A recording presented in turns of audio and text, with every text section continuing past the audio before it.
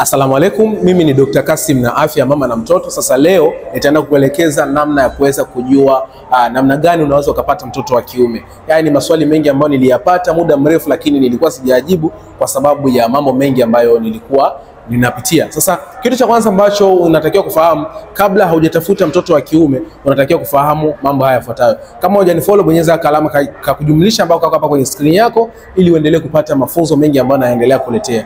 Kitu cha kwanza ambacho unatakiwa kufahamu ya kwamba wanawake wengi au mwanamke yote ambaye ukitaka kupata mtoto wa kiume unashauriwa ya kwamba ushiriki sana katika zile siku zako za upevushwaji wa mayai. Maana yake katika hizi siku ni kwamba utahesabia siku 2 kabla ya kuingia siku ya ovulation, yani siku ya upevushwaji wa mayai. Ukishiriki sana katika hizi siku 2 ni rahisi sana kupata ujauzito wa mtoto wa kiume. Na wengi sana ambao walinitafuta moja kwa moja WhatsApp ni kwamba walitumia njia hizi na mpaka sasa hivi wapo vizuri na wana watoto wa kiume. Sasa ikiwa wewe unahitaji mtoto wa kiume, umepata sana watoto wa kike na umeshindwa kupata mtoto wa kiume, tumia njia hizi, alafu ukishapata matokeo njoo hapo utoe ushuhuda wako.